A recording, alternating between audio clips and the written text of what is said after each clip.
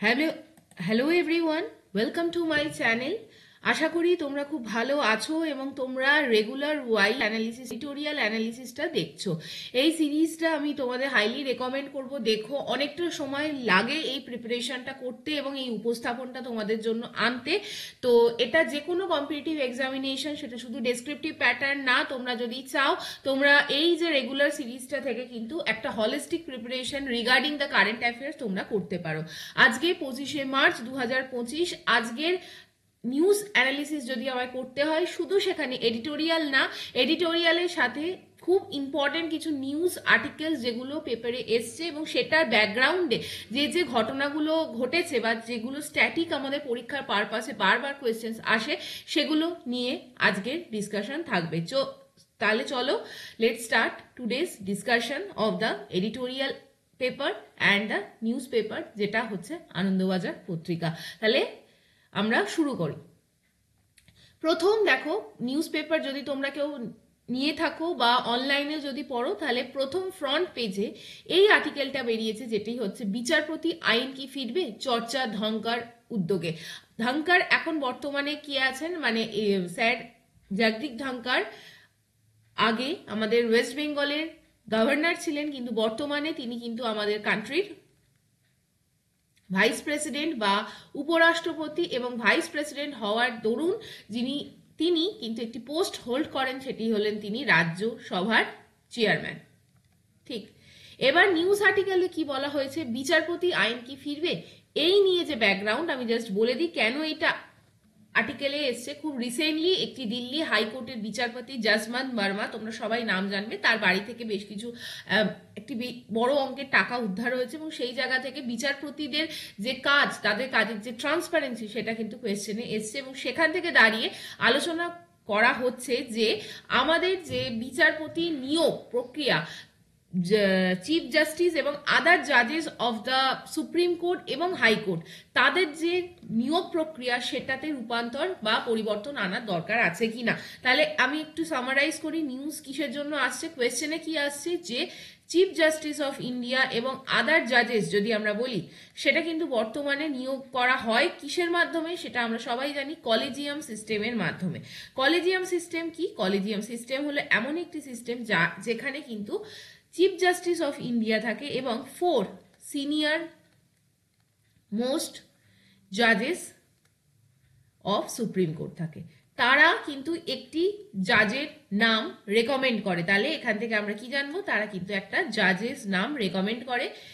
Generally trend হচ্ছে senior most জাজ যিনি হবেন, সিনিয়র মোস্ট জাজ অফ সুপ্রিম কোর্ট যিনি হয়, তার নাম রেকমেন্ড করা হয় কাকে? তার নাম রেকমেন্ড করা হয় প্রেসিডেন্টকে, এবং প্রেসিডেন্ট অফ ইন্ডিয়া কিন্তু সেই নামের রেকমেন্ডেশনের বেসিসে অ্যাপয়েন্ট করেন সেই ব্যক্তিটিকে as the chief justice of India. এবং আদার জাজেসের ক্ষেত্রেও কিন্তু এই একই কলেজিয়াম সিস্টেমকে ফলো করা হয়। আই থিঙ্ক তোমরা এই পর্যন্ত বুঝতে পারলে এটা কিন্তু, এবং এই জায়গা থেকে কিন্তু কোয়েশ্চেন্স আসে। ঠিক, এরপরে যে ইভেন্টটা, আমরা যদি সুপ্রিম কোর্ট পলিটির বই পড়ি, তাহলে দেখবো আন্ডার আর্টিকেল 124 এইগুলো সুপ্রিম কোর্টকে কিন্তু ইলাবোরেটলি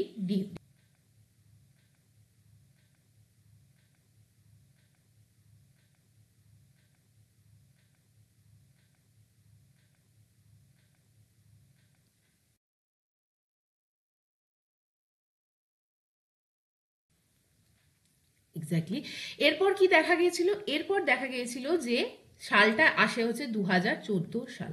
2014 সালে কি আসে, আমাদের যে তদানীন্তন যে সেন্ট্রাল গভর্নমেন্ট ছিল, তারা একটা বিল নিয়ে আসে। সেই বিলটার নাম হচ্ছে NJAC, national judicial appointment commission. এই বিল কিন্তু পাস হয় এবং এই বিল কিন্তু অ্যাক্টে পরিবর্তিত হয়।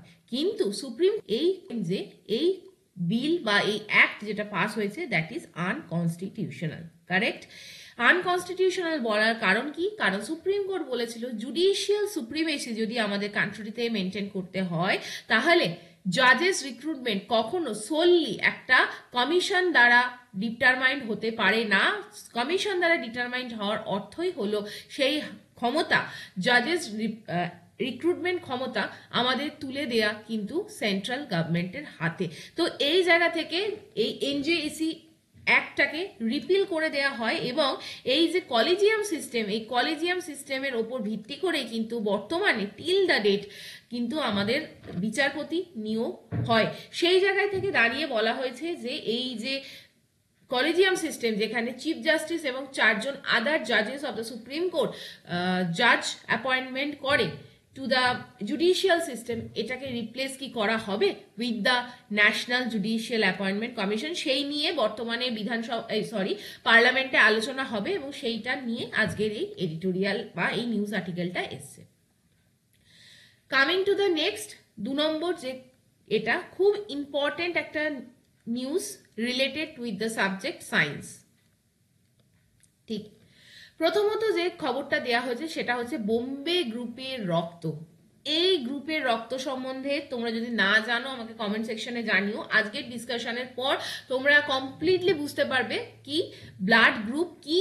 আমরা সচরাচর জানি A type blood, B type blood, AB type blood এবং ও টাইপ ব্লাড, কিন্তু বোম্বে গ্রুপের ব্লাড কি সেই জায়গায় জাস্ট আমরা দেখবো why it is in news. দেখো, শিলিগুড়ি ক্যান্সার হসপিটালের একটি ব্যক্তির মহিলার জন্য মেনলি বোম্বে গ্রুপের রক্তের খোঁজ শুরু করা হয়েছে। তাহলে এই বোম্বে গ্রুপের রক্ত নিয়ে কি বিষয় সেটা আমাদের জানতে হবে।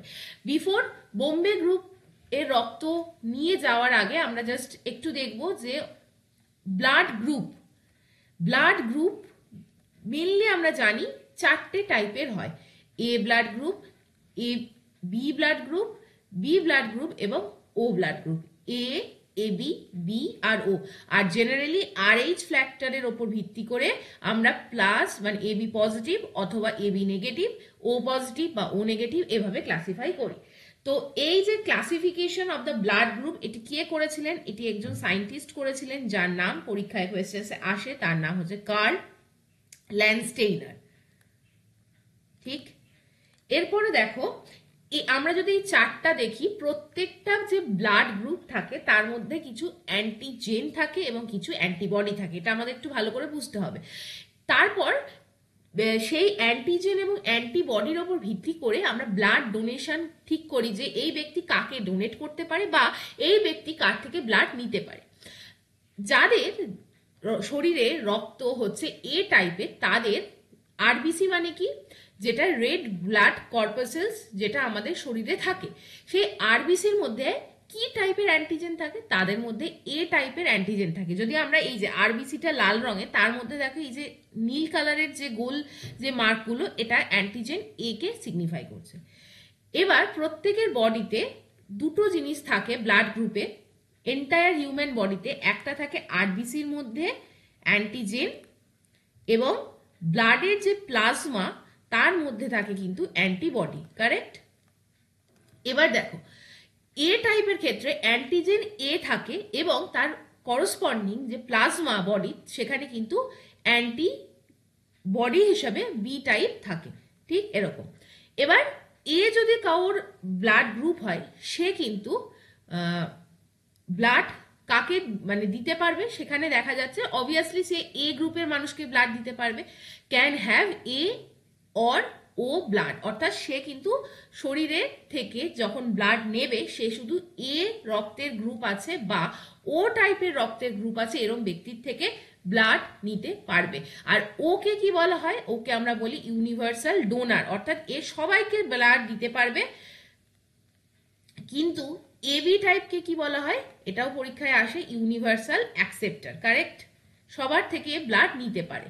এরপর বি টাইপ যদি আমরা দেখি, বি টাইপে সিমিলারলি আরবিসিতে যে অ্যান্টিজেন থাকে সেটা হচ্ছে বি প্রকৃতির এবং অ্যান্টিবডি থাকে এ প্রকৃতির, এবং এরা কাকে ব্লাড দিতে পারে? এরা শুধু বি টাইপ এবং ও টাইপকে ব্লাড দিতে পারে। Coming to the next type of the blood group type AB, এদের মধ্যে অ্যান্টিজেন হিসাবে কি থাকে? অ্যান্টিজেন এ এবং অ্যান্টিজেন বি দুটোই থাকে। দেখো এরকম গোলটাও আছে এবং এই মার্কটাও আছে, মানে দুটো সিম্বলই কিন্তু এদের আরবিসিতে প্রেজেন্ট থাকে, কিন্তু এদের প্লাজমাতে কোনো অ্যান্টিবডি থাকে না। ভেরি ইম্পর্টেন্ট, এখান থেকে কোয়েশ্চেন আসে। এবং এরা হচ্ছে ইউনিভার্সাল রিসিপিয়েন্ট, এরা ইউনিভার্সাল অ্যাকসেপ্টার। টাইপ ও, এদের কিন্তু অ্যান্টিজেন আরবিসিতে কিছু থাকে না। দেখো নাইদার এ নর বি, কিন্তু এদের অ্যান্টিবডি প্লাজমাতে দুই টাইপেরই থাকে, এ টাইপ এবং বি টাইপ, এবং ওকে বলা হয় ইউনিভার্সাল ডোনার। কমপ্লিট। এবার আমরা দেখব যে what is the speciality in the Bombay type of blood group. ঠিক, এবার এই যে Bombay type of blood group, it is the rarest form of the blood group. খুব কম মানুষের মধ্যে এই ব্লাড গ্রুপটা দেখা যায়, এবং at present in the world 1 out of 4 million people যদি আমরা হিসাব করি, তবে এই বোম্বে টাইপের ব্লাড গ্রুপ দেখা যায়। 4 মিলিয়ন ব্যক্তির মধ্যে একটি মানুষের মধ্যে এই বোম্বে ব্লাড গ্রুপটি দেখা যায়। এরপর কি, হোয়াট ইজ দ্য স্পেশালিটি? এই বোম্বে ব্লাড গ্রুপকে আর একটা নামেও জানা যায়, পরীক্ষায় দিতে পারে, এইচ টাইপ ব্লাড গ্রুপ। ঠিক, H type of blood group. এবার এই যে বোম্বে ব্লাড গ্রুপ, এখানে দেখা যায় যে এদের কিন্তু আরবিসিতে কোনো অ্যান্টিজেন থাকে না, নো অ্যান্টিজেন। ঠিক, এবার তোমরা মনে করতে পারো তাহলে এটা হয়তো টাইপ ও এর মতো সমান, কারণ দেখো টাইপ ওতে লেখা আছে যে এদেরও কোনো অ্যান্টিজেন থাকে না, কিন্তু ও টাইপ ব্লাড গ্রুপে একটা অ্যান্টিজেন স্টিল প্রেজেন্ট থাকে এ আর বি টাইপের বাইরে, সেটা হচ্ছে এইচ টাইপের অ্যান্টিজেন। ঠিক, কিন্তু বোম্বে ব্লাড গ্রুপে এই নো অ্যান্টিজেন মানে এখানে এ বা বি টাইপ কিছুই থাকে না।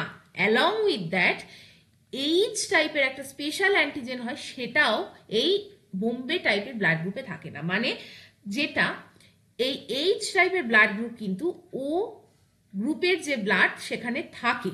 ঠিক, কিন্তু এই বোম্বে ব্লাড গ্রুপে এইচ টাইপের কোনো অ্যান্টিজেনও থাকে না। সো তার মানে absence of A type, B type আর এইচ টাইপ অ্যান্টিজেন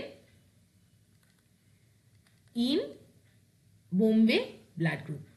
আশা করি বোঝাতে পেরেছি। এই জায়গাটার জন্য কিন্তু এই ব্লাড গ্রুপটা খুব রেয়ারেস্ট, এবং তুমি যদি এ type, B type, A B type বা ও টাইপ থেকে ব্লাড কোনো এই এইচ টাইপ বা বোম্বে ব্লাড গ্রুপ আছে এরকম ব্যক্তির মধ্যে রক্তকে ট্রান্সমিশন করো বা রক্ত ডোনেট করো, তাহলে এই ব্যক্তিটির মধ্যে সিরিয়াস মানে ইনফেকশন হয়ে যায় এবং ফাইনালি ব্যক্তিটি মারা যায়। তো এইটা ছিল all about the Bombay type of blood group.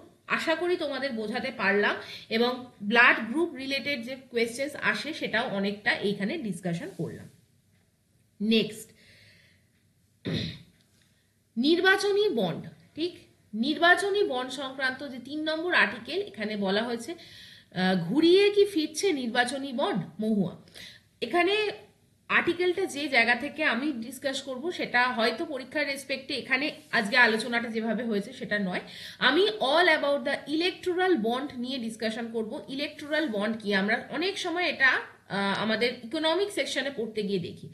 Mainly দেখো, just backdrop of the news আমরা যদি বলি, সুপ্রিম কোর্ট আগের বছর নির্বাচনী বন্ডকে কিন্তু আনকনস্টিটিউশনাল বা অসাংবিধানিক বলে ঘোষণা করেছিলেন, কিন্তু সেই জায়গা থেকে দাঁড়িয়েও কিন্তু বর্তমানে দেখা যাচ্ছে যে সরকারের ইচ্ছা আছে আগামী ভোটগুলির জন্য ইলেকটোরাল বন্ড এনে অর্থ বরাদ্দ করা। এবার ইলেকটোরাল বন্ড সম্বন্ধে যে ঘটনাটা, সেটা হচ্ছে আগের বছর পাস্ট ইয়ার কি দেখা গেছে, পাস্ট ইয়ার দেখা গেছে যে এই যে ইলেকটোরাল বন্ডকে 5 বেঞ্চ যে জাজের সুপ্রিম কোর্টের, তারা কিন্তু এটিকে আনকনস্টিটিউশনাল বলেছিল। ঠিক, কেন আনকনস্টিটিউশনাল বলেছিল? কারণ বলা হয়েছিল এটা কিন্তু ইলেকটোরাল ট্রান্সপারেন্সি বা ইলেকশন ট্রান্সপারেন্সিকে মেনটেন করতে পারছে না। ঠিক, বোঝা গেল। এরপর আমাদের পড়তে হবে যে ইলেকটোরাল বন্ড কি। ইলেকটোরাল বন্ড হচ্ছে লাইক আমরা যদি ইকোনমিক্সে পড়ি প্রমিসারি নোটের মতো, বা যেটাকে আমরা বলি পি নোট বা প্রমিসারি নোট।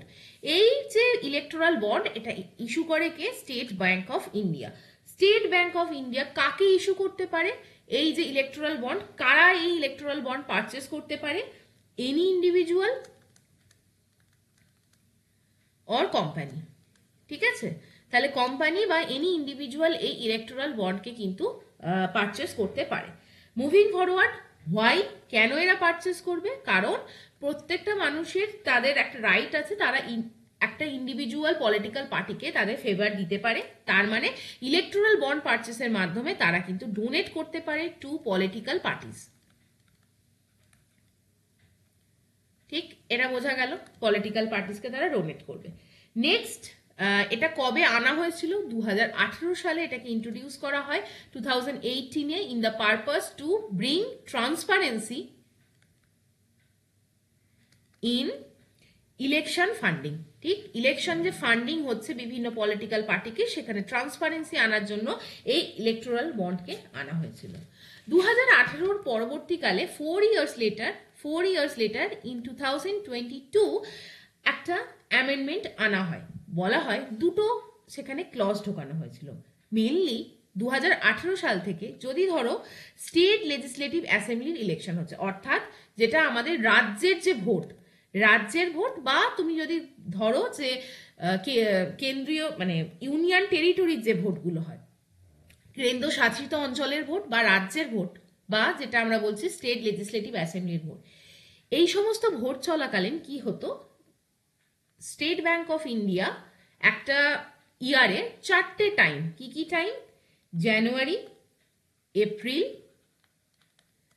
জুলাই এবং অক্টোবর, এই যে মাসের 4টে মাসে একটা টাইম স্পেসিফাই করা হতো সেন্ট্রাল গভর্নমেন্টের তরফ থেকে। সেই ওপেনিং ডেটের পর একটা টাইম পিরিয়ড দেওয়া হতো 10 ডেজ। এই 10 ডেজের মধ্যে এই ইলেকট্রাল বন্ডকে পারচেস করতে হতো এবং সেটাকে কি করতে হতো, রেজিস্টার্ড পার্টির অ্যাকাউন্টে গিয়ে রিডিম করতে হতো। ঠিক, তাহলে সেই ক্যাশটা সেই পার্টির টাকায় চলে যাবে, পার্টির অ্যাকাউন্টে চলে যাবে।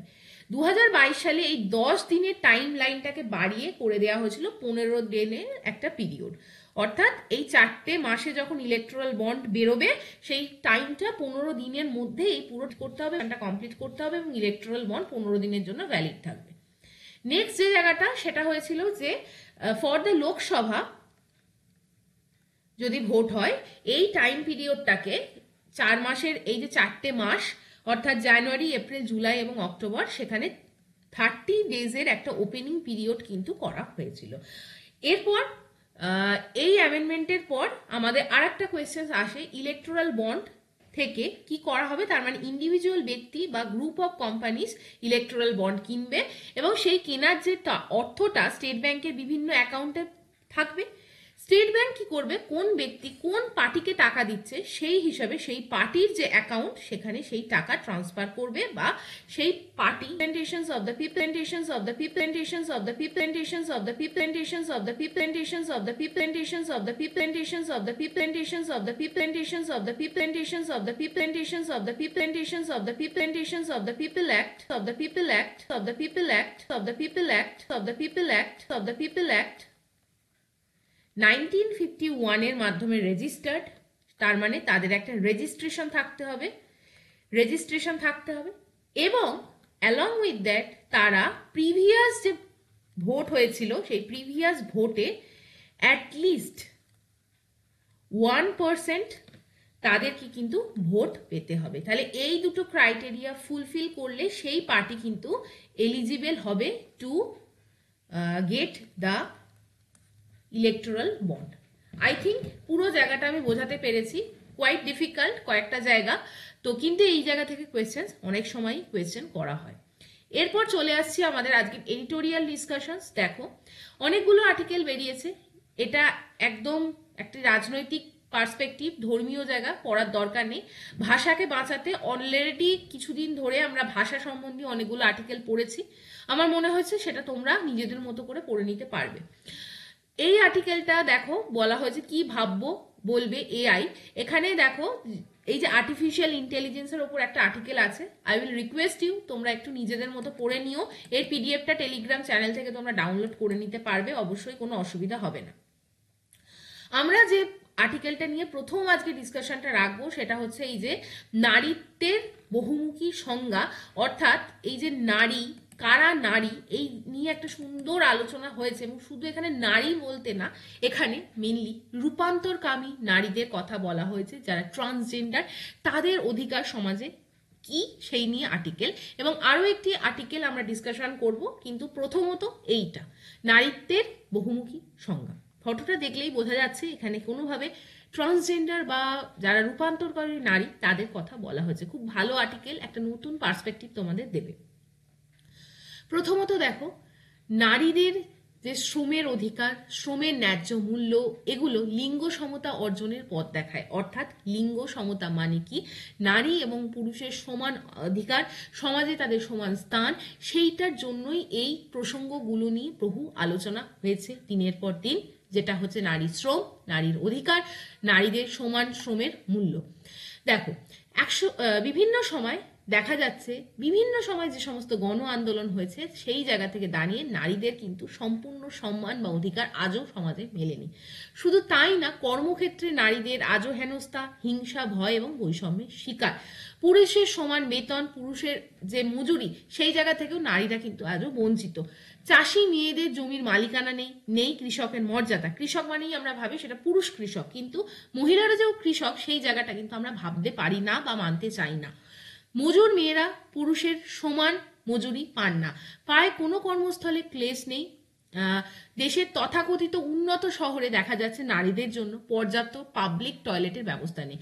গণধর্ষণ, যৌন হেনস্থা, গার্হস্থ্য হিংসা, খুব ইম্পর্টেন্ট, ডোমেস্টিক ভায়োলেন্স কিন্তু আজও সমাজে ক্রমবর্ধমান। সেই জায়গায় দাঁড়িয়ে নারীদের কতটা আমরা অধিকার দিতে পেরেছি এটি একটি বড় প্রশ্ন। এবার কিন্তু নারীদের সংজ্ঞা কি, কারা নারী,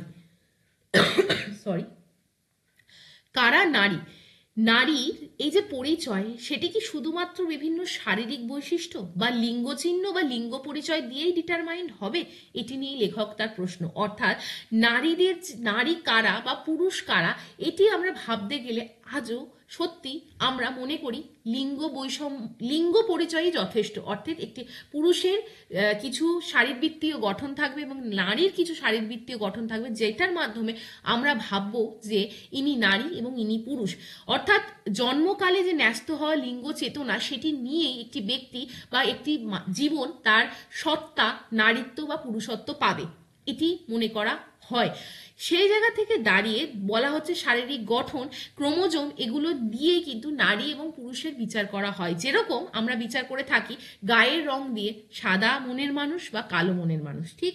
কিন্তু এখানেও বুঝতে হবে রূপান্তরকামিতাকে। অর্থাৎ দেখা যায় আমাদের সমাজে অনেক মানুষ বাহ্যিক দিক থেকে, শারীরিক দিক থেকে দেখলে মনে হবে তিনি হয়তো পুরুষ, কিন্তু মনের দিক থেকে তিনি কিন্তু নারী।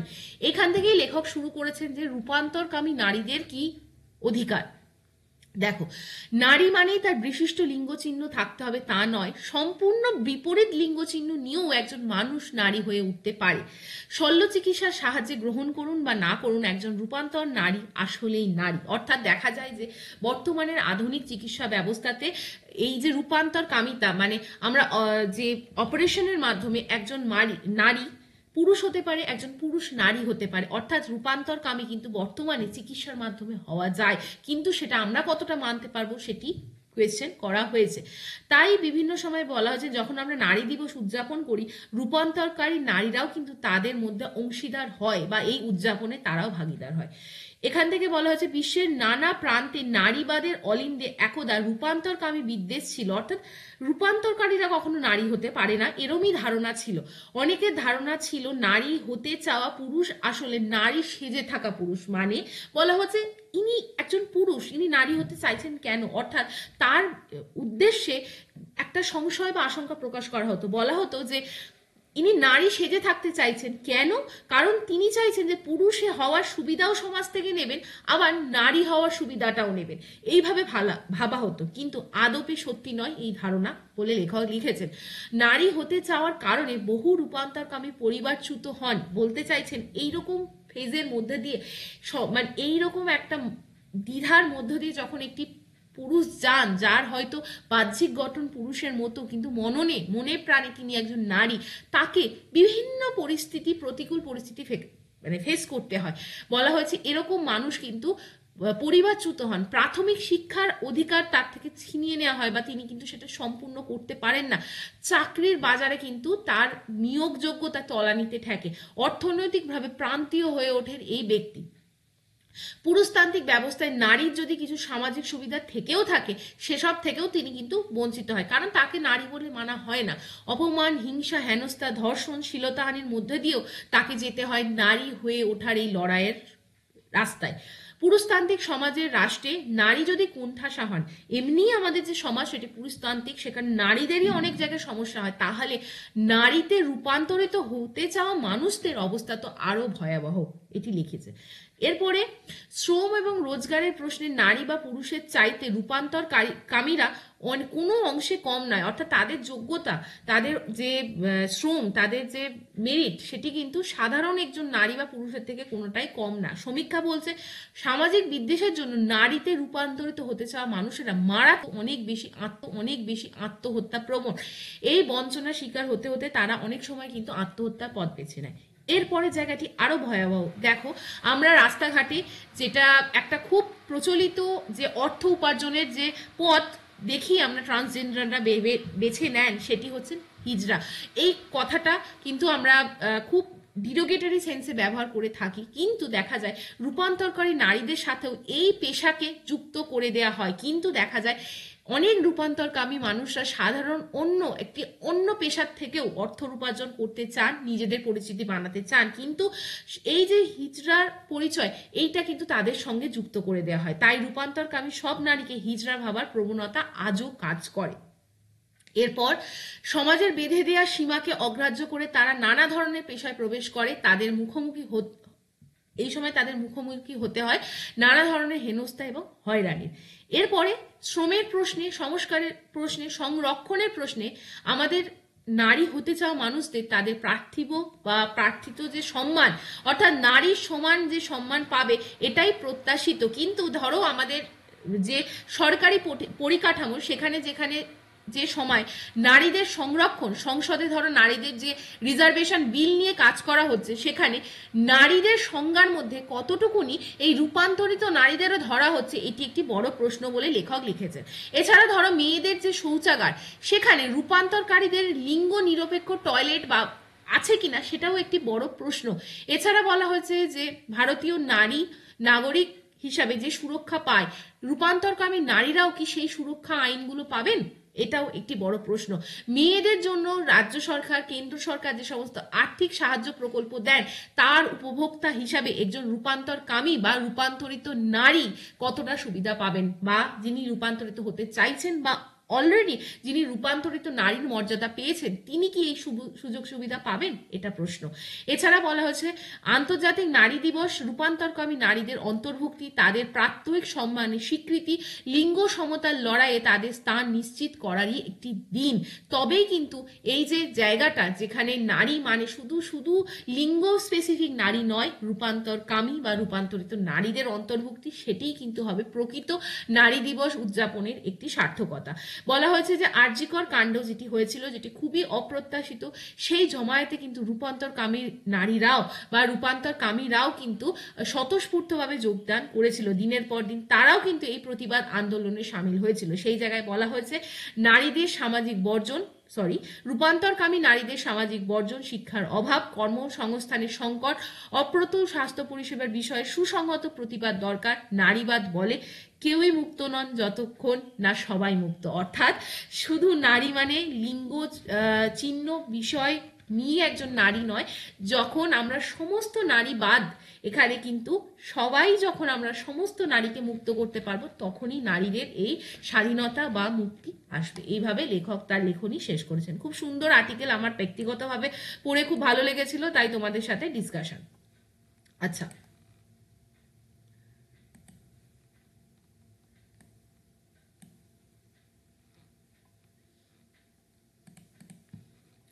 এর পরের যে আর্টিকেলটা, সেটা হচ্ছে বিদেশির অধিকার। এই আর্টিকেলটা দেখো তোমরা, এই আর্টিকেলে লেখা আছে, খুব ছোট হলে একটা বলবো কেন এটা নিউজে আছে, খুব বেশি আলোচনার দরকার নেই। লোকসভায় একটা বিল নিয়ে কথা হচ্ছে, সেটা হচ্ছে ইমিগ্রেশন অ্যান্ড ফরেনার্স বিল 2025। আচ্ছা, এটা এখনো কিন্তু বিলের পর্যায়ে আছে, এটা এখনো অ্যাক্ট হয়ে ওঠেনি। সেই জায়গা থেকে দাঁড়িয়ে লেখক জাস্ট প্রশ্ন তুলেছেন যে এই বিল কিন্তু এখনো যেটা আইন হওয়ায় অনেকটা রাস্তা যেতে হবে। কিন্তু বলা হয়েছে যে এখানে যিনি নাগরিক নন তিনি বিদেশি, অর্থাৎ বলা হয়েছে যে এই নাগরিকত্ব সম্বন্ধে কারা ভারতীয় নাগরিক হবে বা ইন্ডিয়ান সিটিজেন হবে সেই নিয়ে কিন্তু এই বিলে বলা হয়েছে যে সমস্ত প্রসেস দিয়ে সিটিজেনশিপ অ্যাকোয়ার করা যায় সেই নিয়ে কিন্তু একটা আলোচনা হয়েছে। এবার বলা হয়েছে যে বিলে লেখা আছে যারা ভারতীয় নাগরিক নন অর্থাৎ যারা সিটিজেন নন তারাই হবে ফরেনার বা বিদেশি। এবার ব্যাপারটা হচ্ছে এই সংজ্ঞাটি অতি সংকীর্ণ। পার্মানেন্ট রেসিডেন্স প্রত্যাশী অর্থাৎ যারা কিন্তু সিটিজেনশিপের জন্য রেজিস্ট্রেশন করা আছে বা যারা সিটিজেনশিপ মানে অপেক্ষা যারা প্রত্যাশী, এদেশে পড়তে আসা বিভিন্ন ছাত্র, পর্যটক, পরিযায়ী শ্রমিক, শরণার্থী, রাজনৈতিক আশ্রয়প্রার্থী বা রাষ্ট্রহীন মানুষ ব্যাপকার্থে সকলেই তাহলে বিদেশি হয়ে যাবে।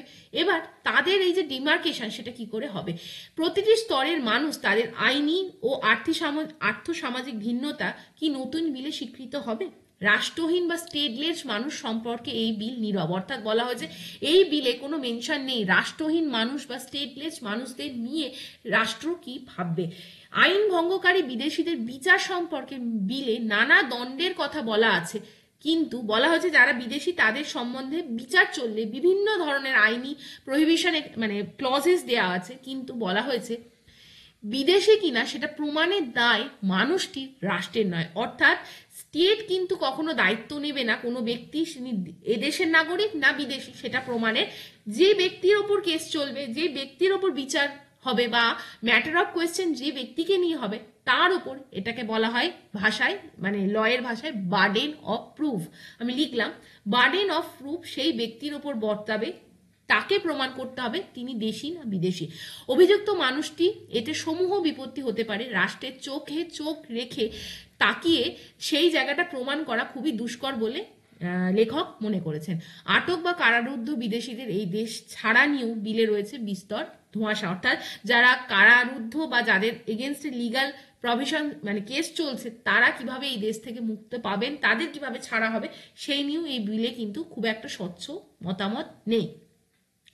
এরপর লেখক বলেছেন যে নামে গণতান্ত্রিক, অর্থাৎ আমরা by the people for the people দিয়ে আমরা চলি, এমন অনেক রাষ্ট্রই ভুলে যেতে বসেছেন বিদেশিদেরও আছে নাগরিক অধিকার, সর্বোপরি মানবাধিকার। অর্থাৎ আমাদের সর্বপ্রথম যে জিনিসটা মনে রাখতে হবে সেটি হচ্ছে হিউম্যান রাইটস, এরকমই লেখকের মতামত, এবং সেখানে কিন্তু সেই হিউম্যান রাইটসের ওপর ভিত্তি করেই একটি সিটিজেনশিপ এই ধরনের আইনকে প্রণয়ন করা উচিত বা সর্বোচ্চ যে আইন প্রণয়নের ক্ষেত্র পার্লামেন্টে তোলা উচিত। নতুন বিলে স্পষ্ট বা প্রচ্ছন্ন অনেক কিছুই রাষ্ট্রের হাতে সেই ক্ষমতা বা সেই অধিকার লঙ্ঘন এবং খর্ব করার ক্ষমতাটি তুলে দিয়েছেন। অর্থাৎ বলা হয়েছে এই নাগরিকত্ব দেওয়ার মাধ্যমে রাষ্ট্রের হাতে এমন কিছু ক্ষমতা তুলে দেওয়া হয়েছে যেটি কিন্তু সাধারণভাবে মানবাধিকার বা হিউম্যান রাইটসের এগেনস্টে। এই জায়গায় বলা হয়েছে নিয়ন্ত্রণের এই প্রবণতা রূপ নিতে পারে স্বেচ্ছাচারে, সেই জায়গাটাকে কিন্তু ভেবে অবিলম্বে খুব সূক্ষ্মভাবে অ্যানালিসিস করেই এই বিলটিকে আইনে রূপদান করা উচিত।